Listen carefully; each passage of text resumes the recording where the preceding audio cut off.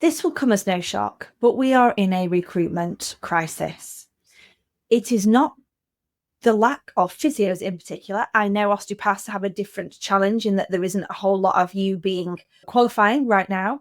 But in terms of physio, there is still a huge amount of physios coming out into the clinical world with no clinical experience or jobs for them. And this kind of feels like it's done like a whole, when I qualified too many years ago to remember now, there was a huge crisis in Band 5 options. And what we weren't really looking at the private sector as a place to go next. It was funded courses. So we went into the NHS.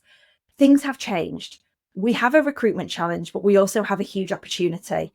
So I am really excited to welcome Carys Roberts back from Swan Physio and Signet. She has both businesses because she's a superstar. And she's going to be talking to us. She's been on the podcast before, and I urge you to go and listen to her first episode. But she's going to be talking to us about this kind of student to superstar service, how placements can transform careers and clinics. And we're going to really explore how student placements can be a really powerful tool for not only developing confident, capable clinicians, but also helping private practices grow really sustainably, particularly with lots of changes to the employment rights that we are seeing over the coming months, and to help with the opportunity that we have where we need people in our businesses, and how can we do that in a sustainable way with processes, with policies, with things in the background that is going to make this a really robust way of bringing these students through from student to newly qualified to them working and being really efficient, high performing staff members. So let's welcome Carys to this week's episode. Welcome to the Treat Your Business podcast with Katie Bell. I am Katie, and this is the place to learn the strategies, tactics, tools, and mindset needed to build your clinical studio into a business that gives you the time, money, energy, and fulfillment you want and deserve. My team and I work every day with overwhelmed and exhausted clinic owners like you to shift them from a business that is a huge time and energy drain and is not giving them the income they want, to confident clinic owners that are making money, saving money, and getting time back in their lives. So if this sounds like something you want, let's dive in.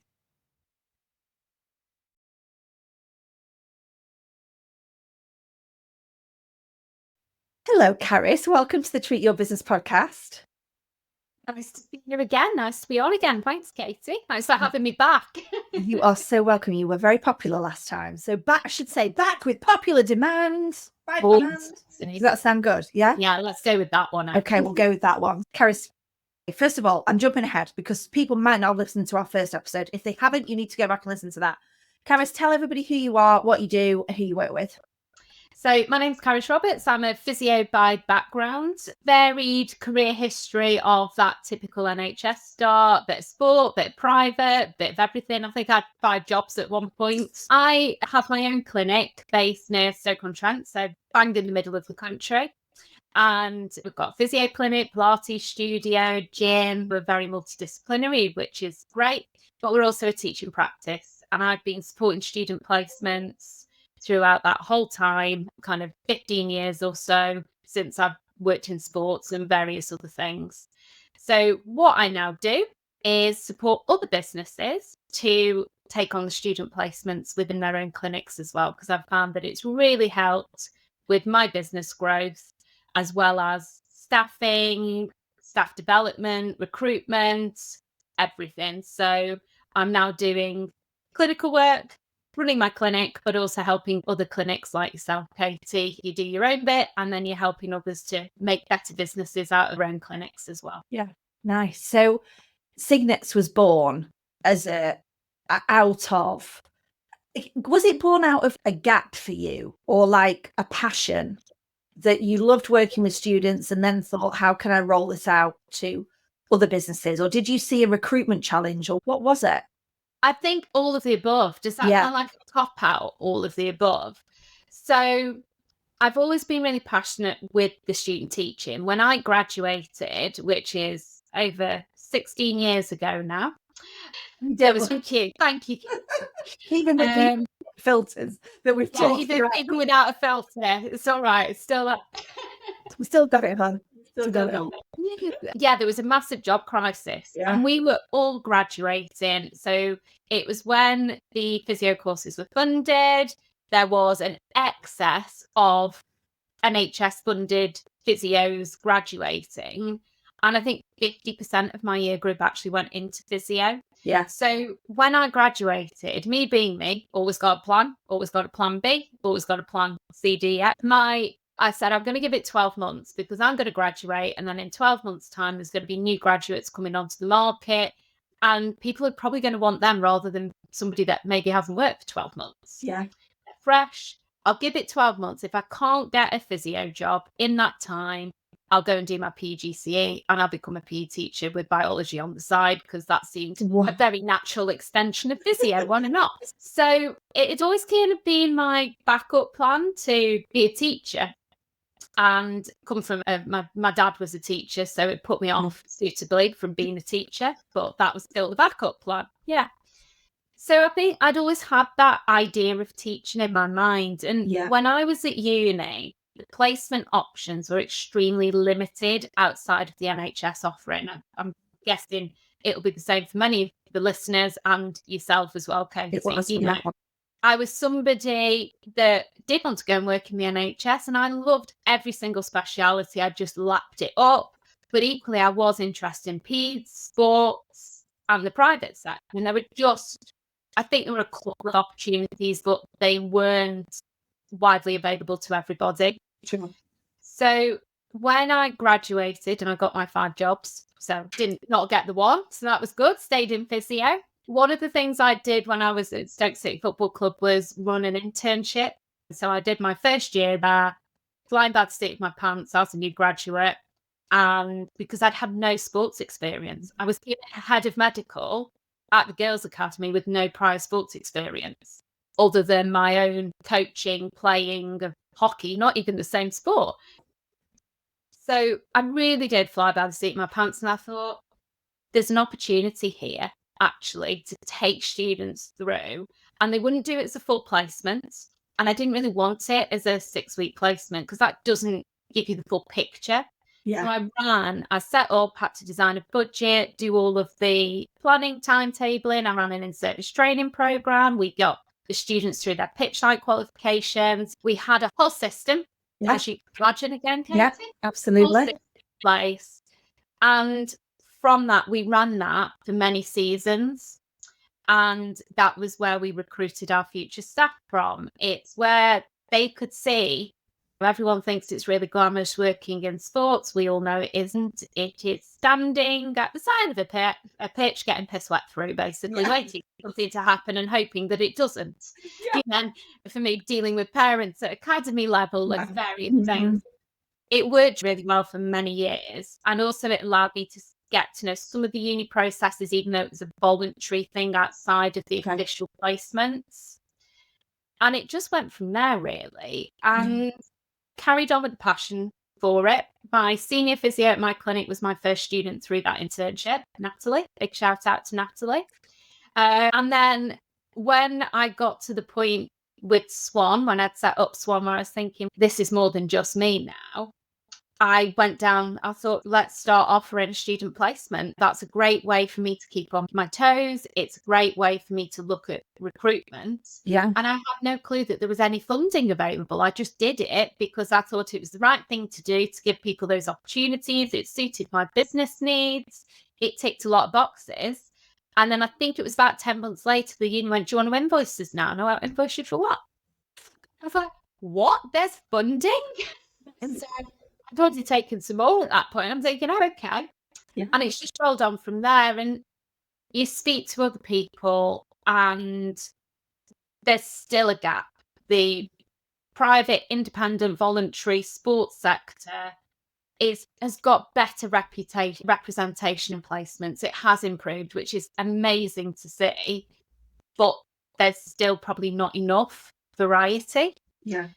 So I'm really passionate about giving students those opportunities and challenging their thinking as well of what private practice actually is. Yeah.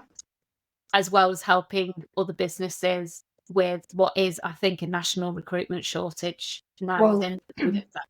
Absolutely, Carys. So I was just going to reflect on a conversation we had yesterday on our Q&A with some of our members, and we talk about recruitment 70% of the time. If it's not recruitment, we're talking about how we lead team and how we manage better and how we deal with all the issues, all that kind of stuff. But one of the things we were talking about was about bringing newly qualifieds in, and the challenge for a clinic owner when you are super busy, you've got no time, you just need somebody to come in and get on with the fucking job and be great. And you haven't got time to teach them where the shoulder is and the elbow and the hand, because it now appears that lots of newly qualifieds that haven't had any clinical experience in our world aren't getting hands-on. They're not getting that observation time. They're not getting to see what really it is like being a physio. So we've got these group of people that have been churned out of universities that we then, as clinic owners, are going, we can't touch you because you're just too much work.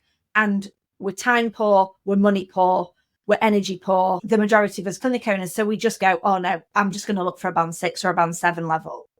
And it's not until you have adequate infrastructure in your clinic that you could then possibly open up that opportunity, because you've got the layers in the team that can help you as the clinic owner support them through their learning journey. But we talked yesterday about this big supply and demand shift in that, and we must have qualified really at similar times, Carys, because I remember coming out and there was literally no band 5 jobs. They'd all been debanded from 7s to 6s. 5s couldn't get up to 6, so we just stagnated. And they were churning out 120 students per university with no jobs. And I ended up going to work, weirdly enough, a bit like you into teaching. I went to work for the university for a year on a year's placement that they put together to help with the jobs shortage. Yeah. And I thought, I'll give it a year. If I can't get a job or whatever. And then I went and got 5 jobs like you: physio at the rugby club, I was the netball coach, I was the clinician. Oh, you name it, I was doing it. And that really helped me get a standing start, because I went and got private work, but I was fucking ballsy, Carys, like you. I ain't got a clue what I was doing. I was flying by the seat of my pants. Yeah. I was probably faking it until I was making it, in that I'd got some tenacity about me, and I thought, I'm just going to put myself out there like you would have done. But a lot of newly qualifieds don't always have that same tenacity. And we talked yesterday about, where is the opportunity here? Rather than us all private practitioners going, oh no, we can't deal with newly qualifieds, they're no good, they're not serving us well enough. Like, we can't just keep turning a blind eye to the massive recruitment challenge we've got, when we've got the physios coming through. They're there, but we're now saying, oh, they're not for us. And it made me think, I was like, oh, I've got this podcast recording, Carys, we can talk about this, because the opportunity for me is that if we were more open to student placements that are funded, who even knew, that could work with somebody like you, who basically tells us exactly what we need to do and how we need to do it. And you are the queen of a spreadsheet. I've never seen anybody as organized as you. You blow my mind when I spend time with you. I'm like, I wish I could be more like Carys. Color coordinated, stationery, you've got everything organized on your desk when I meet you. You're just a legend. But you take that, you stick it into somebody's business, you help them bring students through, don't you? That framework, could it not then be used to more confidently and competently bring newly qualifieds through, because you've already been doing it? That's it. Is my clinic, I've moved purely from recruiting from my placements for the last few years. Wow. Then the odd one I haven't, for various reasons. And it never quite works out as well as the ones that we've had through placement. Because when we took on placement, we expect high standards, we expect them to do the work, we expect them to treat our clients with respect, get involved, get into the whole philosophy. And then at the end of it, they may decide that our approach isn't for them. That's absolutely fine. That's a valuable learning kind of experience. Yeah. But equally, I push them. I can see if they can cope with us, because we're not going to teach them everything in a 6 or 8 week placement. They're going to develop loads in that time, but we're not going to be able to teach them everything. It's more about identifying, can we work with that person? Yeah. And I had it a few years ago. I got approached by a band 7 senior MSK clinician in the hospital. I thought, oh, brilliant. I just want to not lose my hands-on skills. Can I come to you to work one evening a week? She lasted 2 weeks and said, I can't keep up with your level of clinical reasoning. And I'm embarrassed that I'm being shown up by newly qualified staff. Wow. And she was right. She was so far off what we required. Yeah. And actually, the fresh, moldable kind of new grad students, and they do work for me as students, physio assistants. We have a whole training process package. As all your Thrive customers will know, you've got to have those processes in place. Yeah. You've got to have everything organized, documented. Onboarding processes have to be exactly where they need to be. But it does give you that little bit more insight by just having them try before you buy for 6 weeks. And there's some great recruitment companies out there, Katie. We know kind of a lot of them. And that is a great option if you need something specific, more specialized. Yeah. But there is a cost involved. Yeah. So to me, actually, I think it works for our clinic because we've built the infrastructure. 6 one half dozen of the other, you're never going to have the infrastructure before you do it if you don't just get on and do it as well. But like I said, I brought Natalie through, and with her we've developed this. But also it was just a bit more me in clinic while she was still having kids on the NHS before she came to me first full time. I made sure I took that time out of my business to work on that infrastructure, to develop us as a training practice when I thought this is the way we want to go. And then we've worked on the volume, we've worked on the kind of processes and refining that since. But everything we put in on a Signet facilitated placement gets you started with that. And we're always reviewing it. So the next academic year, we're reviewing some of the resources. We're going, okay, where are some of the gaps? And a lot of it is improving student onboarding within the organisation as well as clinical competency checklists, things like that. So getting that onboarding started while they're still students, while they're still with you on a placement, so that then it's in place to just keep going with it if you decide to recruit them afterwards.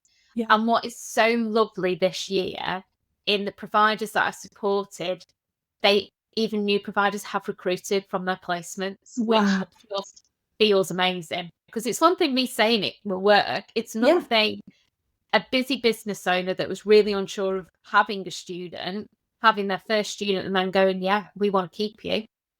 Come work for us.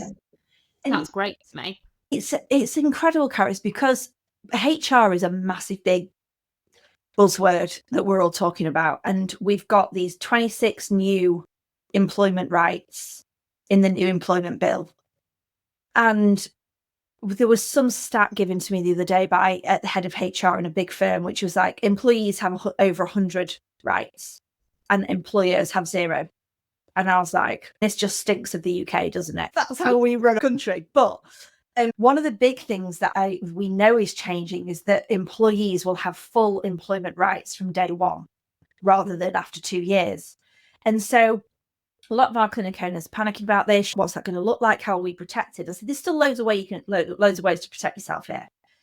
But one of the things that it made me think about this was that if you're trying before you're buying in a student placement, you have the opportunity we have a 12-step recruitment process that really works.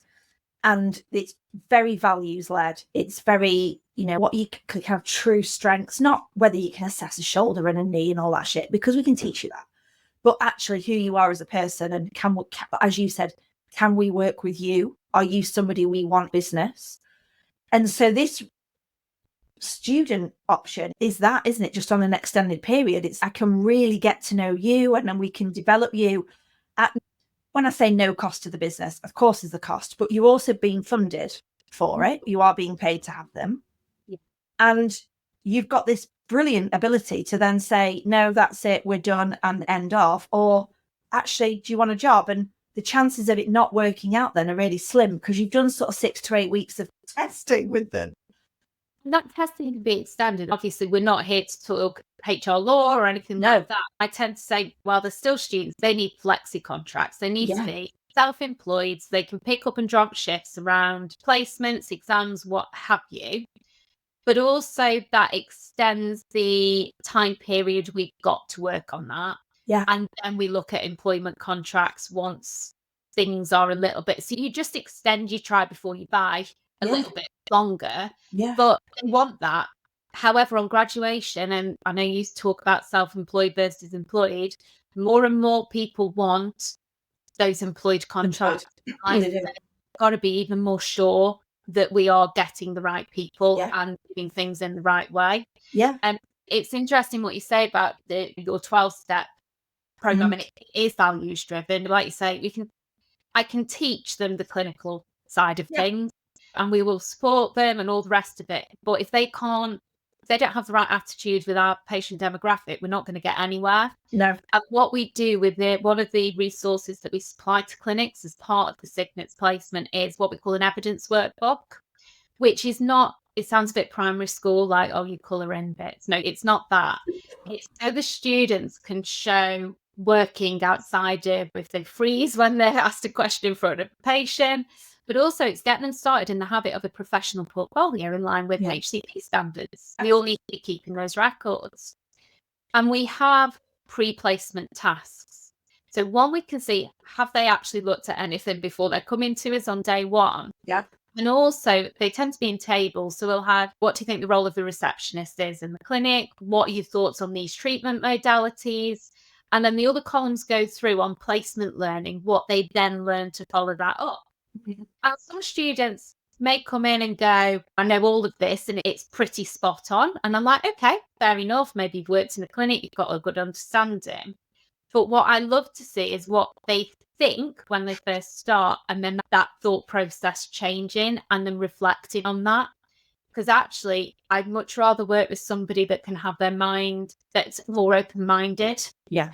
We integrate those principles, but it's worked brilliantly for our clinic at Swan. And it also means that my team are happy to have students because they've been those students. And for me, they've been those students more recently than me. So in a lot of ways, they're far better educators than I am. I bring the experience, but actually they've had their feet on the ground. So again, it just builds and builds, but you've just got to take that jump to put the infrastructure in to start with. So, Carys, if people are like, actually, this might solve a massive recruitment challenge for me. If I got onto this now and I started doing things actively now, this could really give me some throughput of staff as I grow my clinic in X amount of months, years, whatever. I've got a robust process behind it all.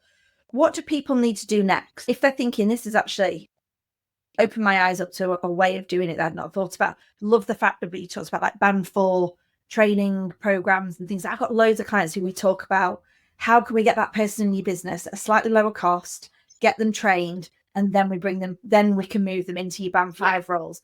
So what do they need to do? Do they speak to you? Do they reach out to the university? Where do they go next? They've got a few different options. Okay. For any Physio First members out there, we put a library of resources together so they can download some of the resources that I've already mentioned, tweak them to make them their own.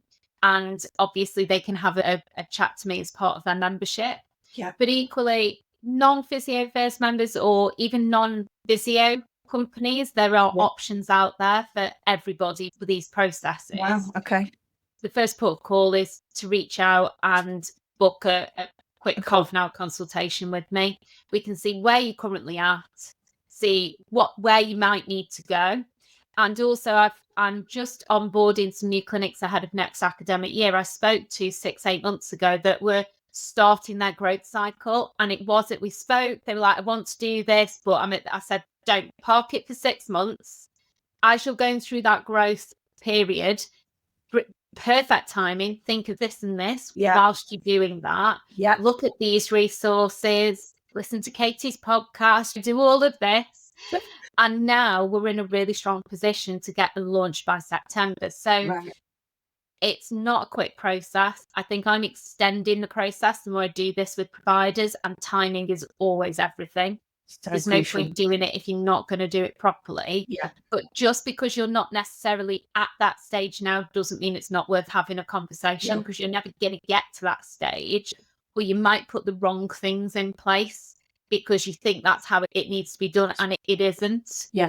Yeah. So there's lots of nuances. I think people are welcome to approach their universities, but Some unis are more receptive to private sector discussions than others. Unfortunately, there is quite a big divide in that, which is a shame. But also, they are not there to do the processes. They just want to go, can you take Please 4 do. students on Yeah. these dates, yes or no? And we'll support you through the assessment process, but not a lot else around that, unfortunately. Okay. And that's when I guess we all feel like, oh God, no, wouldn't even know where to start. Processes I haven't got in place, haven't got even when you look at onboarding a new member of staff, the amount of time I look at clinic processes for onboarding staff members, and I'm like, where is any of this? And they've not got any of it. We've not got any values-based stuff. We've not got any plan of where we're going. We don't know clear competencies that we need to see, therapist expectations, documentation. The more clear you can be with your team, the better they will perform, and the quicker you will highlight when they are not performing, and you can do things about it. Yeah. And that process needs to happen whether you are taking a student or taking an actual paid member of staff. Absolutely. So it's even just starting that conversation with you now would help them start to put the right things in place. Yeah. For And when it the takes time time, if they do decide to be like a Signets provide, it takes time for me and my team to build those bespoke resources for them, because it's unique to each clinic. Wow. Because Okay. it really does reflect their values. It reflects how they want to, what works for them as well. Because what works for one clinic doesn't necessarily work for one. What works for one provider that's had some students before, but not very often, versus who has had them for a while. There's loads of different variables. And that's where you need that kind of bespoke advice and bespoke resources, really. And I think if people want to know more, Carys, about the financial side of it, I'm going to refer them back to our previous podcast. Yes. Because we talked a lot, didn't we, about the financial aspect of having students and how it can really transform some of the metrics in your clinic. Yeah, it can. And the next phase is more student-led services. Yeah. We've had some real success with that in the last 6 months in our rehab gym, chair-based Pilates classes, exercise reviews, all loads of different things that allow students to be that little bit more autonomous, but with things that are a little bit more familiar to them, but the clients need that time with them. So there's loads of scope for business development, as well as the additional revenue generation as well. So what I'm hearing here, Carys, is you can create additional revenue from getting funding from the uni to have these people. It can solve a lot of your recruitment challenges.